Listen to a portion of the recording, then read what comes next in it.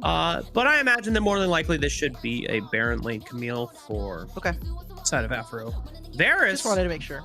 I like that. All right, Varus able to deal with some of the poke that we'll see from Ezreal. I know that Ezreal has been getting a few buffs, or at least has been performing particularly well in solo queue. So excited to see a little bit more of that. And we've got Karma's right at the tail end of before I like bounced, basically. And then the entire rest of North America got bounced. So Varus and Thresh here being the option for APHRO. I like this. There's a ton of engage pre-6. There's obviously sooner or ultimates. Once they get level 5 and they're gonna have access to that, I think the Varus and the Thresh can be a very dangerous duo. And then we get into standstills where we talked about drawing your battle lines, trying to whittle down your opponent before fights. This is where we tend to see those tanks kind of be really important. But you're gonna see the Jax and the Camille matchup. I'm not 100% sure if this is going to be our Baron matchup, but I mean, between these two, this should be one where we're looking for Camille to try to whittle away at Jax, and then Jax finding all in small, very short burst trades, utilizing that Counter-Strike. Yeah, it definitely seems like at least the side of Superiority is convinced that this is the Baron matchup, as they are now trying to take away junglers from Reaper that could be used to really snowball and accelerate that top side. Xin Zhao, fantastic skirmisher and great early ganks, very strong in the first few minutes of the game. You pair that up with the Camille, the lockdown, you get the Hextech ultimatum. There's nowhere that Jax can really run. And so as you already pointed out, I imagine that a lot of the attention is going to be towards the top side of the map, because in terms of our Dragon Lane matchups, Varus and Ezreal, you can leave them. You can let them just continue to poke each other, whittle each other down, and wave clear to their heart's content. Okay, cool. That'll be pretty interesting to watch. I am looking for maybe a little bit more AP. Obviously, we don't see a lot, too many mages right now in the draft, and I do want to kind of see from both teams what their primary form of engage is going to be. Wukong, Vi, all of these champions have been taken away. Shen being something we actually saw Reaper play in their last series up against Haters. So I am kind of looking for some more tanks, some more engage for both of these teams, because we don't have a lot of that. There's just a lot of, hey, you stay over there, I'm gonna stay over here, we're just gonna poke out until one of us has to take a recall or find some honey fruit. I do like this Jarvan pick, though. It is a champion that it often gets slept on when it comes to just overall utility, strong early ganks, and then even if the ganks or the early game doesn't go quite the way of the Jarvan, you always have a Cataclysm. You get lockdown picks that without an escape like Varus, it's very hard to escape certain death. But of course, Lee Sin, baby, it's his time to shine. No Lee Sin bans were had, and they want to pretty much really hammer in on this early game prowess. All right, Mark, this is your time. This is when we're taking notes, or you're going to be giving free tutoring sessions to Reaper on the Lee Sin. Okay, so you're playing Lee Sin aficionado here for this draft, for this game. Hell yeah. I will say, as much of the gas I appreciate you giving me, I am still very rusty, and I think Reaper is going to be 10 times better than whatever I can.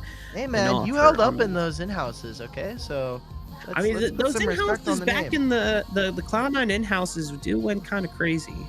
We had some good games. I got gapped. I got hella gapped. Okay, to be fair, I got griefed. So, not my fault. Those in-houses were not my fault. I apologize. You had the Renekton Zed matchup, and then your team gave me 3 kills, and suddenly I'm just accelerating. Dude, it was, okay, literally, like, I'm playing mid, we're playing against each other, and I'm like, okay, this is fine, and I didn't put my phone on Do Not Disturb. So I get, like, this notification coming over, and you start walking forward, and I'm like, I can't do anything. Classic. I couldn't, like, get rid of it. It was over. I got griefed. Yeah. But we can take a look at these comps that we have in front of us, and hopefully one of our players does not grief. Although I'm sure Pierce and Blaziken will get to that when we get to the end of the game. Oh, we actually have we have a bit of a change up here. We're getting an Ezreal mid this time around, and the Tristana is the one that actually ends up going towards the bottom side of the map. So now this Dragon Lane is a little different in terms of dynamic. You have a lot more push with Karma and Tristana being able to pair that explosive charge, something like the Ezreal usually struggles in the push war if you're trying to decide between using Mystic Shots to poke or to, get wave control. I imagine that maybe there's a chance that the Superiority Dragon Lane has a chance now to, even if they aren't the focus for where Vox wants to go on this Jarvan, you have push prio. Maybe you want to look for invades. Maybe you want to look for collapses in the mid lane instead. Maybe that is certainly something that they could try to go for. I am interested to see what mid lane Ezreal looks like. Up against Corki, it's one of those things where we have two different marksmen, but they have different kind of skill sets, right? Like we were talking about how Corki can be a poke champion. Pierce was talking about how important the package is to this to the kit and how we can see them kind of utilize it. I wanted to see a little bit of Ezreal Karma just because it is such a very old and very telltale kind of lane. But with the Karma, you can be able to whittle them away, and then Tristana is able to move right on in. I love this, however, that we're already getting a ton of action, not just from our Baron laners, but you see in the mid lane, Karma's actually moving in between lanes, playing a little bit more of a flex role here, and trying to get early vision onto where Reaper is. This is really interesting, especially now that we see both junglers are starting on opposite sides of the map. I felt like a blast from the past. I thought I was watching a Cloud9 Charm game, just seeing him and roaming around and just getting a look on and seeing like, hey, what can I do here to influence the mid lane? A little bit of 2v1 action and just getting priority, where the rest of the Summoner Series was like, why is there support in my lane? What's going on here? This is so cringe. This comes at the expense of Gone, though, who has to deal with the pushing Dragon Lane on the bottom side of the map. But it looks like doesn't miss much, however. Like, yeah. Look at what happened here, right? Like Gone playing the Tristana should have a lot of safety because we know that Ramita on this Thresh had to take an early recall because of how much poke was landing. So not only did Karma get early vision, they know where Lee Sin should be. They know that he's on the bottom side of the map. They know that they should probably be, and also just got spotted there on a lot of the wards that were in mid lane. So they have almost perfect vision as to what camps, what has been done by by Reaper. And so Gone played safe bottom lane, caught the wave, is only down to like 300, not a meaningful advantage there. I think this is a really cool strategy and hopefully something we see a little bit more out of them. Yeah. Reaper is on the bottom side of the map, hovering on this Dragon Lane just to make sure that Vox isn't here to punish them for the overextension that they've had so far, but they also know that he was briefly topside trying to get a punish on the Wiesel. Wiesel able to use the prowess of Camille, able to get out alive, as now Reaper's looking for the final killing blow. Flash for flash, Gone does get out alive, and this is going to pull over Kamaji as well as Luciel to see if they can protect the remnants of this Dragon Lane turret. There's a lot of plates that were going down there, and like you said, we're going to be looking at a lot of priority now across multiple different lanes. They had to pull down the Ezreal for this bottom lane. It gets a recall in for the Dragon Lane here of APHRO, and the entire time Corki doing the same thing. So now with these three members resetting, with Reaper already back out on the map, I do want to see what this is going to mean for the Dragon coming up, because you already see Reaper clearing down towards the bottom side yet again, waiting for all these camps to respawn. And now Corki, after picking up a couple of items here, already has that level 5, and we can start to see them roam into this bottom side and really start to affect this Tristana matchup. Yeah, and while there hasn't been any kills, there's been a lot of movement on the map early on, which is honestly I'm really digging from both of these teams. Yeah, it's it's different strategies than what we saw in the last game, so I'm already here for it. Not just getting caught like cookie cutter paste. Oh my god, what? Hello? Hello? Well, they knew that Gone's flash was gone. Yeah. No pun intended. Oh, but it's this has real champs OP. OP. The answer from downtown, the cross map snipe, and Luciel looking for an ultimate engage of his own. Ramita might be in a little bit of a trouble here, trying to play around the box. Luciel should have the damage and the HP advantage, but the minions are doing a lot of work here, and the Dark Passage has brought Reaper in. Luciel with the flash, but the Sonic Wave finds its mark, and now we still got more action. Vox maybe looking for the Wiesel, but knowing that the Cataclysm would be answered out by the Hextech Ultimatum, no choice there. Oh, we got a banger on our hands. Wow, this Karma Champ does no damage, man.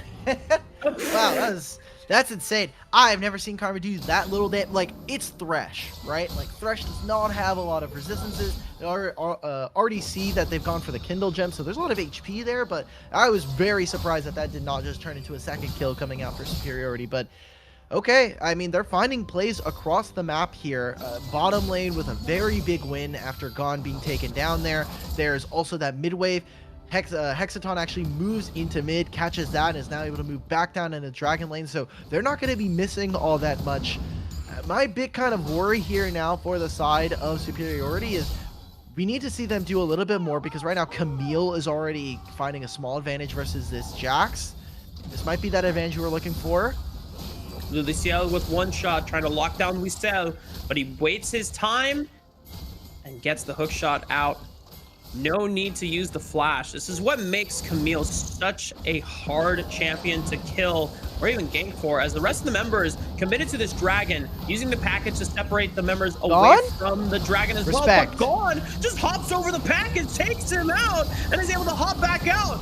Reaper is able to secure the dragon, but this fight is favored for Superiority, and Reaper doesn't seem to be able to have safeguard just up in time again. Huge fight on the back end for Superiority. Yeah, that Corki package was pretty bad.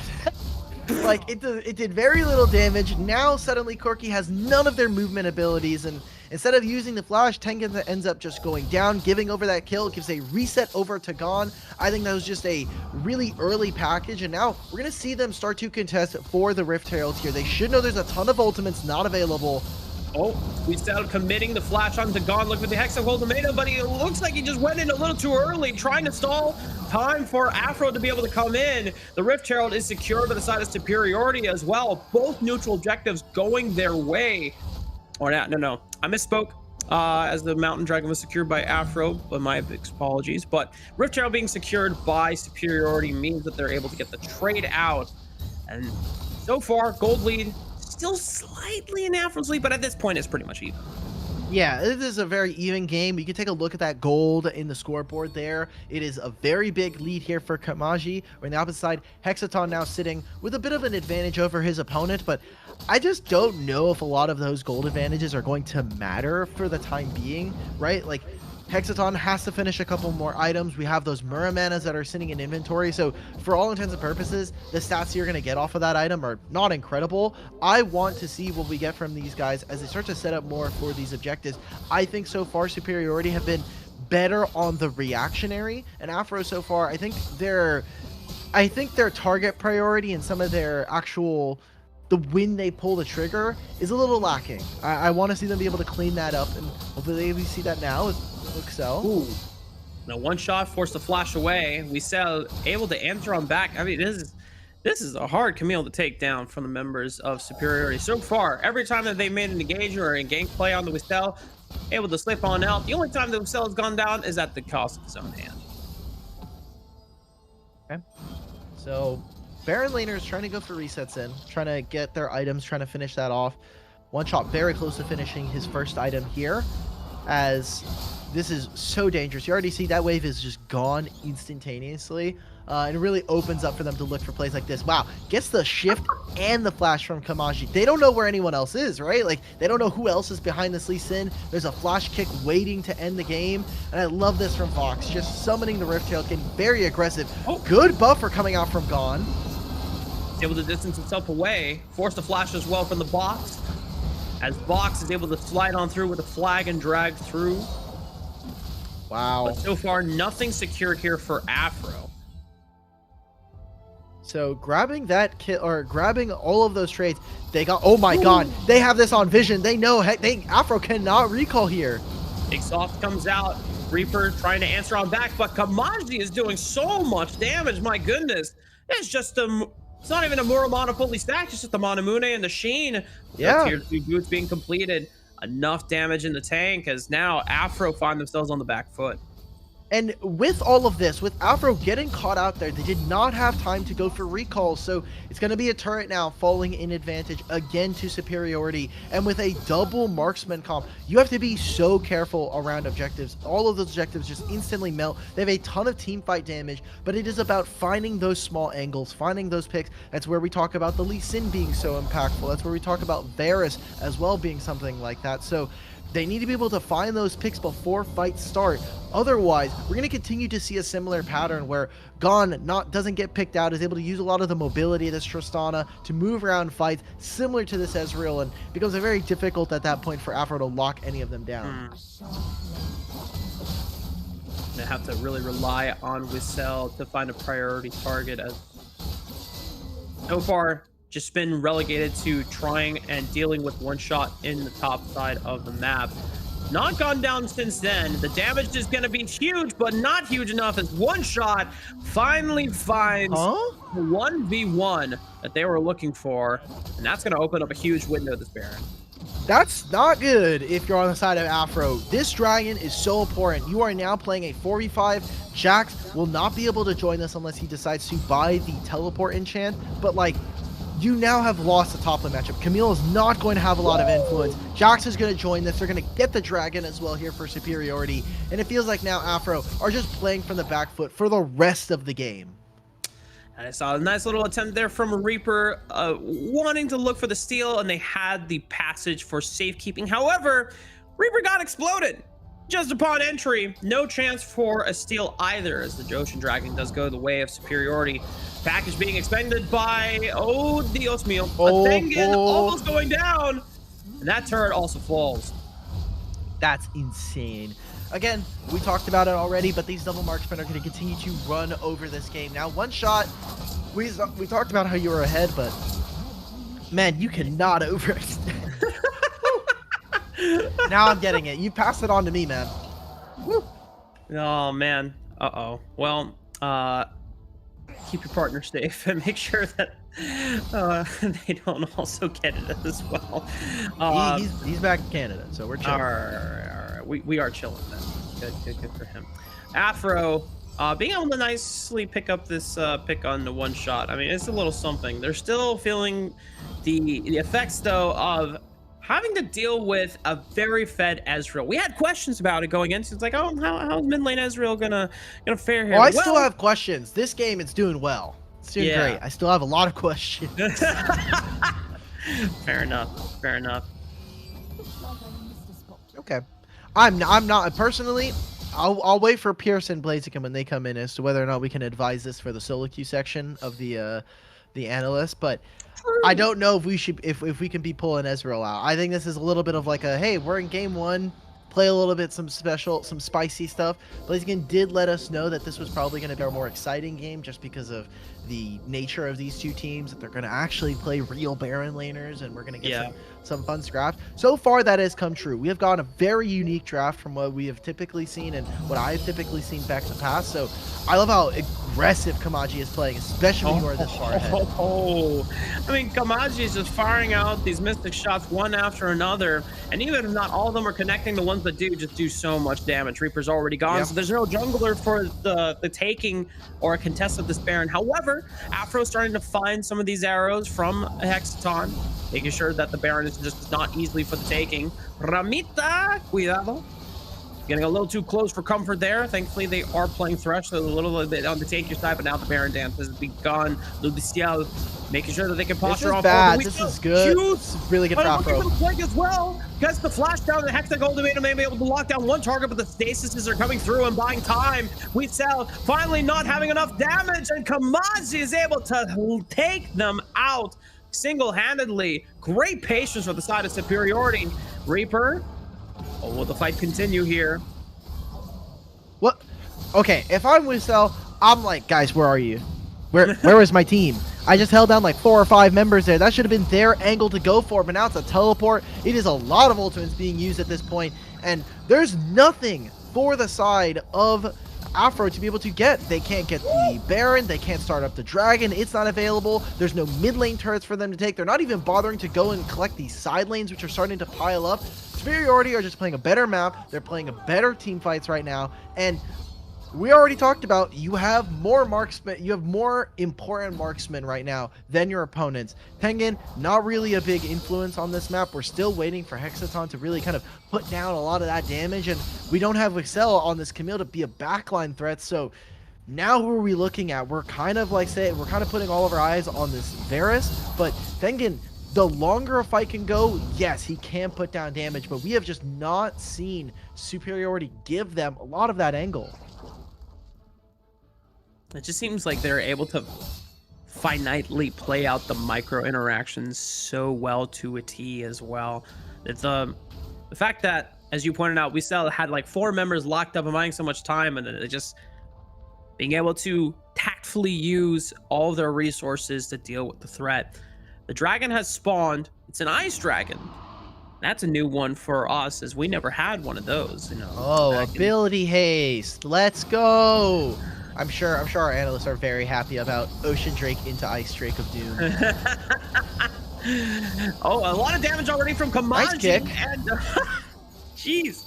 Reaper, nice Dragon's Rage, is able to punt them back out. Kamaji was trying to flash forward, unfortunately got hit by the collision radius of Vox's body. So no real use there. Reaper, ready to go in. Oh, he stole it! Yes, he does! And he gets on out as well. Oh, man. Great plays from Reaper. All right, they grab the steal, but what does it mean? Like, what did you get for this? Cool, you got a little bit of that local gold. You're able to grab that dragon, so now we're going to have elders spawning in a few, but that Baron is ripe and ready for the taking, and you're already seeing it now. They've used the fact that One Shot has been pushing in this Baron lane right now. Tengen doesn't have teleport, but he is pushing in this dragon lane. Might be enough of an incentive to cause Superiority to come back and recall, start to pick up some of these waves, but like it's a nice bit of like reprieve for them. Like, yes, something is going our way. The gold is very even, about 15 to 2,000 gold in favor of Superiority, but the actual execution of the fights, I have to keep giving it over to Superiority. I want to see what APHRO can do. I mean, Reaper has been kind of doing a little bit more on this Lee Sin, but we talked about it with Blaziken. Lee Sin may be fake, in fact. Man, it's not our fault. Look, it's not our fault that Lee Sin's fake. Okay, it's not you. I like Lee Sin. Well, I like Lee Sin when he's on my team, except when he's useless. Then that champion sucks. Well, what's the percentage of that happening? As we have APHRO. Oh! One shot, and we sell duking on out in the dragon side of the map. But we sell able to dodge out on the last tick of damage and using the XF ultimatum to buy time. Gets the 1v1 trade. Superiority now posturing in the mid lane. Will they look for more damage? It's just the poke war back at it again. Look at their positioning right now, though. They're on the top side of this mid, and so it allows for them to either move immediately into the Baron lane or just start up this Baron. But now that they've given up control, now that multiple members have backed off into their side of the jungle, you're seeing now APHRO take control of mid priority, then move in, start to clear out vision around this Baron. And that was a huge win for Wissel because of the fact that they were able to find that 1v1 and a really good trade. That opens up so much for them, as I think they might be trying to spend some of those tempo bucks, and they might need to contact the bank for some fraud. Oh god. And Wissel might have popped the stasis just all for naught, the flash as well, but they still get taken out. Dios. Vox is able to find the last one on that. Reaper's still alive, so taking a Baron would be very, very scary. If Reaper can find and navigate his way through, he's going to be spotted on vision here. Sonic Wave is going to be the first one, and Kamaji is going to use his life to see if he can keep him off. And wait a minute, Varus though, Varus and Corki. He's into the Baron pit. Can he burn it down? The Kamaji helping him out. Oh, but it is Vox that secures the Baron. Could have been disastrous for the members of Superiority, but they have now the advantage. And Hexaton, nowhere to run. The exhaust all for naught. Oh, it's huge for Superiority, and now they even have a dragon to take off the back end. There's so much travel between the Baron side top dive that didn't work at all, and then into this Baron. I appreciate that Reaper was going for the steal. That's really the only play you have at that moment, but I mean, that was just poorly executed on a few different members, and a great job coming out from Superiority, who have had a kill lead for this entire game and now have just ballooned this gold advantage to a pretty massive amount at this point. So now that they have the gold advantage, now that they have the Baron, this should open themselves up to play 2-4-1, where we're seeing them kind of float between different lanes. Gon can be on the side lane, Kamaji can be there as well. They just have a lot more damage available to them, and I was worried Tengen and Hexaton were starting to put down damage, but they really needed to stall out the Baron, keep them in the pit for a little bit longer. Unfortunate the Reaper couldn't find that steal, and now they might be paying the price a minute and a half before that Elder Dragon spawns. And I mean, they've got 30 seconds before the Rift, or before the Baron. I mean, oh, they do have Elder. Oh, this game's Jover, guys. This game's super Jover. Yeah, it's gonna be so difficult. I mean, it's only a 5,000 gold lead, but man, when you have Baron and Elder on your side, that means every tick of damage is just going to continue pelting into these members of APHRO. And it's not even a 4-1, it's a 1-1-3, making sure that they can get every single turret taken out. And with the Hull Breaker on one shot side, he can just lay down the pain. This is so dangerous, right? Like, one shot, like you were talking about, can continue to push. The mid wave is just going to spawn. The one thing I will say, this is a small bit of reprieve for APHRO, is that these waves are not hitting at the same time. So they can clear the mid wave, go back to their side lanes here, and try to clear those. And that's where you've seen Kamaji really start to pop off versus Hexaton here. Is we get a fight in the Baron lane. We still already using the kick, but nice kick from Reapers. You already called out. The Dragon's Rage found its way through 3 and just in bowling alley lane of the Baron lane. The Superiority roster still making their way through this last inhibitor tower, but it looks like they're only able to find 2 off of the push. Admirable defense from the side of APHRO. Still 2 inhibitors going down. That is such a dangerous spot to be in. You see right now, they're doing that little group thing. They're moving through mid lane. They're moving through their Baron side jungle. Now, one thing for Superiority, they do need to recall. Gon gets caught. He has Guardian Angel. Ooh. That's a pick onto Kamaji. But this Guardian Angel is not going to be... Oh, wait, guys, we can't just leave Gon on the wayside. They were trying to get 2 for 1. Maybe Hexaton locks him out, and they do end up getting both of the carries here for Superiority. It could have been really disastrous if either of them had escaped. Now 12 seconds or 15 seconds before the Baron spawns, members of APHRO have to recall. But I mean, this is a huge tempo play if they can pull this off. Yeah, they had already been behind. The fact that they were able to find those 2 kills buys them so much time. And you see how early they're trying to cut this mid wave.